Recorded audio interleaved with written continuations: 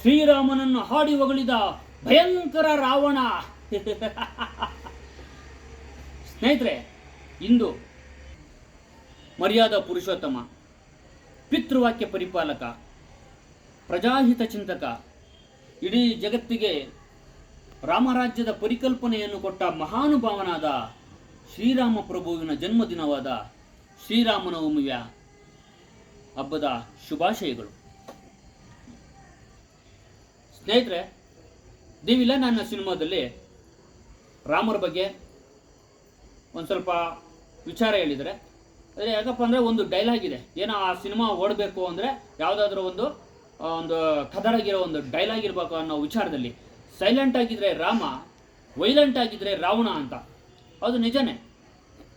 ಯಾಕಪ್ಪ ರಾವಣ ವೈಲೆಂಟ್ ಆಗಿದ್ದ ಅಂದರೆ ರಾವಣನ ಪಾತ್ರ ಅದೇ. ಯಾಕಂದರೆ ಖರಾಬಾಗಿದ್ದ ಒಂದು ರಾಕ್ಷಸ ಜಾತಿ ಅನ್ನೋ ವಿಚಾರಕ್ಕೆ ರಾವಣ ವೈಲೆಂಟ್ ಆಗಿದ್ದ. ಶ್ರೀರಾಮ ಯಾಕಪ್ಪ ಸೈಲೆಂಟ್ ಆಗಿದ್ದ ಅಂದರೆ ಎಲ್ಲರಲ್ಲೂ ನಯಾವಿನಯತೆಯಿಂದ ಇದ್ದ ಆತ, ಎಲ್ಲರಲ್ಲೂ ಪೂಜ್ಯ ಭಾವನೆಯಿಂದ ಇದ್ದ. ಹಿರಿಯರು ಕಿರಿಯರು ಅನ್ನೋ ಒಂದು ಭೇದ ಭಾವ ತೋರದೆ ಎಲ್ಲರಲ್ಲೂ ಗೌರವಿಸ್ತಿದ್ದ. ತನ್ನ ಪ್ರಜೆಗಳನ್ನು ತನ್ನ ಮಕ್ಕಳಂತೆ ಪೋಷಿಸ್ತಿದ್ದ. ಸರ್ವರಿಗೂ ಒಂದು ಪ್ರೀತಿ ಪಾತ್ರರಾಗಿದ್ದ ರಾಮ. ಅದಕ್ಕೆ ಆ ಶ್ರೀರಾಮ ಸೈಲೆಂಟ್ ಆಗಿದ್ದ. ಆದರೆ ಶ್ರೀರಾಮ ಸೈಲೆಂಟ್ ಆಗಿದ್ದ ಅನ್ನೋದು ಮಾತ್ರಕ್ಕೆ ದುಷ್ಟ ಶಿಕ್ಷಣೆ ಮಾಡಲಿಲ್ವಾ? ವೈಲೆಂಟ್ ಆಗಿದ್ದ ರಾವಣನ ಸಂಹಾರ ಮಾಡಲಿಲ್ವಾ? ಮಾಡ್ದ. ಆದರೆ ಆ ದೈವ ಸ್ವರೂಪವಾಗಿದ್ದ ರಾಮ ವೈಲೆಂಟ್ ಆಗಿ ಏನು ಪ್ರಯೋಜನ ಇಲ್ಲ. ಆತ ಏನು ಪರಿಪಾಲನೆ ಮಾಡಬೇಕು ಆತ ಮಾಡ್ತಾ ಇದ್ದ. ದುಷ್ಟ ಶಿಕ್ಷಣೆ ಸಮಯದಲ್ಲಿ ಆತ ದುಷ್ಟ ಶಿಕ್ಷಣೆ ಮಾಡ್ದ.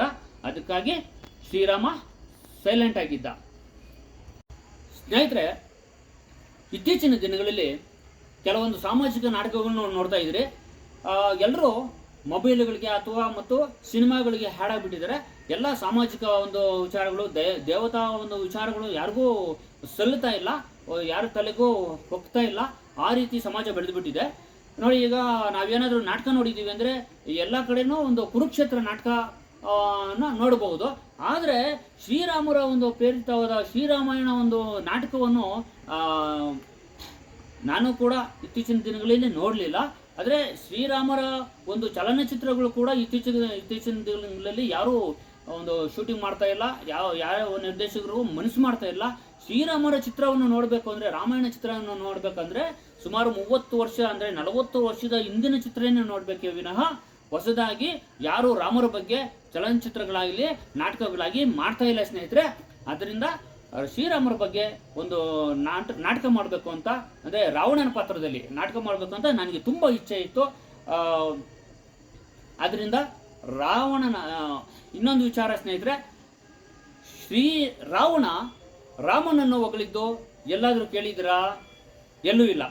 ಆದರೆ ಇಲ್ಲಿ ರಾವಣ ಶ್ರೀರಾಮನನ್ನು ಹಾಡಿ ಹೋಗಲಿದ್ದಾನೆ. ಇಂತಹ ವಿಶೇಷವಾದ ಒಂದು ನಾಟಕದ ಪ್ರಸಂಗ ನಿಮ್ಮ ಕಣ್ಮುಂದೆ ತರ್ತೀನಿ. ಆದರೆ ರಾವಣ ಅಂದರೆ ಶ್ರೀರಾಮನನ್ನು ಮಾತ್ರ ಹೊಗಳ್ತಾನ? ಅಲ್ಲ. ರಾವಣ ಅಂದರೆ ತನ್ನ ಪ್ರತಿಷ್ಠೆಯನ್ನು ಕೂಡ ತೋರಿಸ್ಕೋತಾನೆ. ಅದರಿಂದ ರಾಮನನ್ನು ಹೊಗಳಿ ತನ್ನ ಪ್ರತಿಷ್ಠೆಯನ್ನು ತೋರಿಸುವ ಒಂದು ವಿಶೇಷವಾದ ನಾಟಕ ನಾನೇ ಪಾತ್ರ ಮಾಡುವ ಮೂಲಕ ಒಂದು ನಟಿಸಿದ್ದೀನಿ. ತಾವೆಲ್ಲರೂ ನೋಡಿ ಆನಂದಿಸಿ ಗೌರವಿಸಿ. ಗೂಢಚಾರಿಗಳೇ, ಏನು ಸಮಾಚಾರ? ಸನ್ಯಾಸಿ ವೇಷಧಾರಿಗಳಾದ ರಾಮ ಲಕ್ಷ್ಮಣರು ವಾನರ ಸೈನ್ಯದೊಂದಿಗೆ ಸಮುದ್ರ ಮಾರ್ಗವಾಗಿ ಸೇತುವೆಯನ್ನು ನಿರ್ಮಿಸಿ ನಮ್ಮ ಸ್ವರ್ಣಾಲಂಕೃತ್ಯತ ಧಾವಿಸುತ್ತಿರುವರು ಮಹಾಪ್ರಭು. ಏನು ಸನ್ಯಾಸಿ ವೇಷಧಾರಿಗಳಾದ ರಾಮ ಲಕ್ಷ್ಮಣರಿಂದ ಸಮುದ್ರದ ಮೇಲೆ ಸೇತುವೆಯೇ? ಈ ರಾವಣ ಎಂದರೇನು? ನನ್ನ ಪ್ರತಿಷ್ಠೆ ಎಂದರೇನು?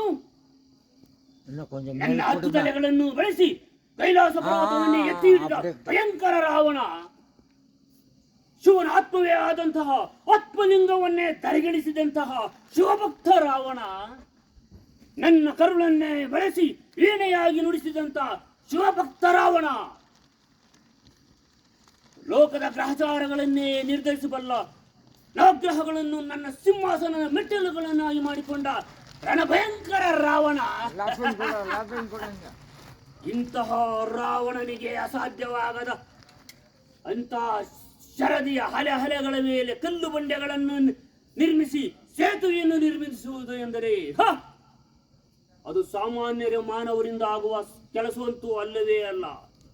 ಹೌದು, ಒಂದು ಸೀತಾಪರಿಣಯಕ್ಕೆ ಹೋದಾಗ ಎಂತಹ ವೀರಾದಿ ವೀರರಿಂದಲೂ ಅಲುಗಾಡಿಸಲಾಗದಂತಹ ಶಿವಧನುಸ್ಸನ್ನು ಕೇವಲ ಒಂದೇ ಕೈಯಲ್ಲಿ ಮುರಿದು ಹಾಕಿಬಿಟ್ಟ ಆ ರಾಮ. ಒಂದು ಸೀತಾಪಹರಣ ಮಾಡಲು ಹೊರಟಾಗ ಲಕ್ಷ್ಮಣನು ಹಾಕಿದ ಗೆರೆಯಿಂದ ಅಗ್ನಿ ವಿಜೃಂಭಿಸಿ ನನ್ನನ್ನು ಬಹುವಾಗಿ ತಡೆದಿತ್ತು. ಇದು ಸಾಮಾನ್ಯರಿಂದ ಆಗುವ ಕೆಲಸವಂತೂ ಅಲ್ಲವೇ ಅಲ್ಲ.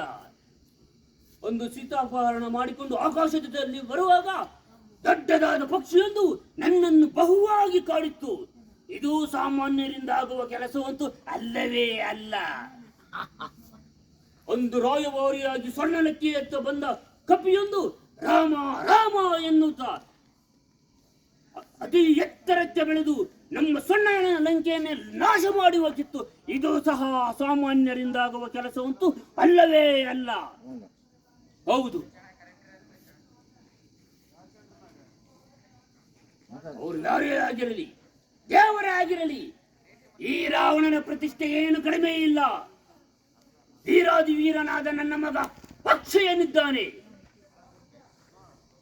ಎಂತಹ ಸೈನ್ಯವನ್ನು ಸರ್ವನಾಶ ಮಾಡಬಲ್ಲ ನನ್ನ ದಾನವ ಸೈನ್ಯವಿದೆ.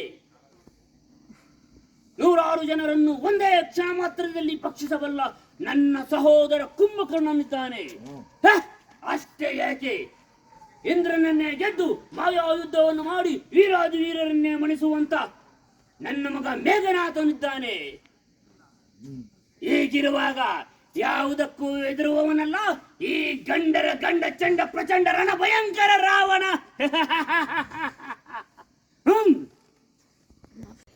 ಸ್ನೇಹಿತರೆ, ನಾಟಕ ನೋಡಿದ್ರಲ್ಲ ಸ್ನೇಹಿತರೆ, ತುಂಬ ಚೆನ್ನಾಗಿತ್ತು ಅನಿಸುತ್ತೆ. ಆದರೆ ನನಗೆ ತುಂಬ ಇಷ್ಟ ಇದ್ದು ನಾನು ಅಭಿನಯಿಸಿರೋ ನಾಟಕ ಅಂದರೆ ಸುಮ್ಮನೆ ರಾವಣನ ಪಾತ್ರದಲ್ಲಿ ಸ್ವಲ್ಪ ಜಲಕ್ಕೋ. ಅಂದರೆ ರಾವಣನ ಪಾತ್ರ ನಾನು ಏನಕ್ಕೆ ಮಾಡಬೇಕಪ್ಪ ಅಂತ ಇಷ್ಟಪಟ್ಟೆ ಅಂದರೆ, ಶ್ರೀರಾಮನನ್ನು ಹೊಗಳಬೇಕಂದ್ರೆ ರಾವಣನ ಪಾತ್ರನೇ ಮಾಡಬೇಕು. ಅಂದರೆ ರಾವಣ ತಾನೇ ಯುದ್ಧ ಮಾಡಿದ್ದು, ಆ ರಾವಣನ ಬಾಯಲ್ಲೇ ಶ್ರೀರಾಮನನ್ನು ಹೊಗಳಿಸ್ಬೇಕು ಅಂತ ಒಂದು ವಿಚಾರಧಾರೆಯನ್ನು ಎತ್ಕೊಂಡು ನಾನು ರಾವಣನ ಪಾತ್ರ ಸ್ವಲ್ಪ ಅಭಿನಯಿಸಿ ರಾಮನನ್ನು ಹೊಗಳಿದೆ. ಆದರೆ ರಾವಣ ಅಂದರೆ ತನ್ನನ್ನು ಹೊಗಳಿ ರಾಮನನ್ನು ಹೊಗಳ್ದ. ಆದರೆ ಇತ್ತೀಚಿನ ಒಂದು ದಿನಗಳಲ್ಲಿ ನಮ್ಮ ಸಮಾಜಕ್ಕೆ ಏನೋ ಒಂದು ಸಂದೇಶ ಕೊಡಬೇಕು. ನಮ್ಮ ಮಕ್ಕಳು ಯಾವುದೋ ಪಾಶ್ಚಿಮಾತ್ಯರಿಗೆ ಮಾರಿ ಹೋಗಿ ಏನೋ ಒಂದು ನಮ್ಮ ಒಂದು ಸಾಂಸ್ಕೃತಿಕ ಪಾರಂಪರಿಕ ಎಲ್ಲ ಮರೀತಾ ಇದ್ದಾರೆ. ಅದನ್ನ ನಮ್ಮ ಒಂದು ಮಕ್ಕಳಿಗೆ ಒಂದು ಸಂದೇಶ ಕೊಡಬೇಕು, ಒಂದು ಒಳ್ಳೆ ದಾರಿಯಲ್ಲಿ ನಡೆಸಬೇಕು ಅಂತ ನನಗೂ ಒಂದು ಮನಸ್ಸಿರೋದ್ರಿಂದ ನಮ್ಮ ದೇವರುಗಳ ನಮ್ಮ ಪುರಾಣಗಳ ಕಥೆಗಳನ್ನು ಸ್ವಲ್ಪ ಹೇಳ್ಕೊಡ್ಬೇಕು ಮಕ್ಕಳಿಗೆ ಅನ್ನೋ ಒಂದು ವಿಚಾರಧಾರೆಯನ್ನು ಎತ್ಕೊಂಡು ನಾನು ಈ ಒಂದು ಕನಸಿನ ಪುಟಗಳು, ಅಂದರೆ ನನ್ನ ಕನಸು ಏನಿತ್ತು, ಒಂದು ಕೆಲವು ಹಾಡುಗಳನ್ನು ಹೇಳೋದಾಗಿರ್ಬೋದು, ಒಂದು ಯಾವುದೋ ಒಂದು ವಿಚಾರಧಾರೆಗಳನ್ನಾಗಿರ್ಬೋದು, ಆ ರೀತಿ ನನ್ನ ಕನಸಿನ ಜೊತೆಯಲ್ಲಿ ಸಮಾಜದ ಒಂದು ಪರಿವರ್ತನೆ, ಅಂದರೆ ಉತ್ತಮವಾದ ನಡತೆ ಉಳ್ಳ ಒಂದು ಸಮಾಜ ಕೂಡ ಮಾಡಬೇಕು ಅಂತ ನನ್ನ ಇಚ್ಛೆ ಇರೋದ್ರಿಂದ ಈ ಶ್ರೀರಾಮರ ಒಂದು ದೇವರನ್ನು ರಾವಣನ ಮುಖಾಂತರ ಹೊಗಳಿಸಿದ್ದೀನಿ. ಅದರಿಂದ ತಮಗೆ ಎಲ್ರಿಗೂ ಇಷ್ಟ ಆಗಿದೆ ಅಂತ ಅನ್ಕೋತೀನಿ. ಇತ್ತೀಚಿನ ಇನ್ನು ಮುಂದೆ ನನಗೆ ಇನ್ನೂ ಯಾವುದಾದ್ರೂ ಪಾತ್ರ ಸಿಕ್ಕಿದ್ರೆ ನನಗೂ ಇನ್ನೂ ಮಾಡ್ತೀನಿ. ನನಗೂ ಇಚ್ಛೆ ಇದೆ ಪೌರಾಣಿಕ ಪಾತ್ರಗಳನ್ನ ಮಾಡಬೇಕು ಅಂತ. ಆದರೆ ಎಲ್ರಿಗೂ ಒಳ್ಳೆಯದಾಗಲಿ. ತಮಗೆಲ್ರಿಗೂ ಈ ನಾಟಕ ಹಾಗೂ ಈ ಶ್ರೀರಾಮರ ಒಂದು ವಿಚಾರಧಾರೆ ಇಷ್ಟ ಆಗಿದೆ ಅಂತ ಅನ್ಕೋತೀನಿ. ತಾವೆಲ್ಲರೂ ನನ್ನ ಯೂಟ್ಯೂಬ್ ಚಾನಲ್ ಕನಸಿನ ಪುಟಗಳು ಅನ್ನುವ ಯೂಟ್ಯೂಬ್ ಚಾನಲ್ನ ಸಬ್ಸ್ಕ್ರೈಬ್ ಮಾಡಿ, ಲೈಕ್ ಮಾಡಿ, ತಮ್ಮ ಅಭಿಪ್ರಾಯ ಏನಿದೆ ಕಮೆಂಟ್ಸ್ ಮಾಡಿ, ತಮ್ಮ ಸ್ನೇಹಿತರು ನೆಂಟರಿಷ್ಟರಿಗೆ ಶೇರ್ ಮಾಡಿ. ನನ್ನ ಕನಸಿನ ಪುಟಗಳು ಚಾನಲ್ನ ಸಬ್ಸ್ಕ್ರೈಬ್ ಮಾಡಿ, ಗಂಟೆ ಗುರುತನ್ನು ಒತ್ತೋದು ಮರಿಬೇಡಿ ಅಂತ ಹೇಳ್ತಾ, ಆ ಶ್ರೀರಾಮನ ಆಶೀರ್ವಾದವನ್ನು ಬೇಡ್ತಾ ನನ್ನ 2 ಮಾತುಗಳನ್ನ ಮುಗಿಸ್ತೀನಿ. ಜೈ ಹಿಂದ್, ಜೈ ಶ್ರೀರಾಮ್.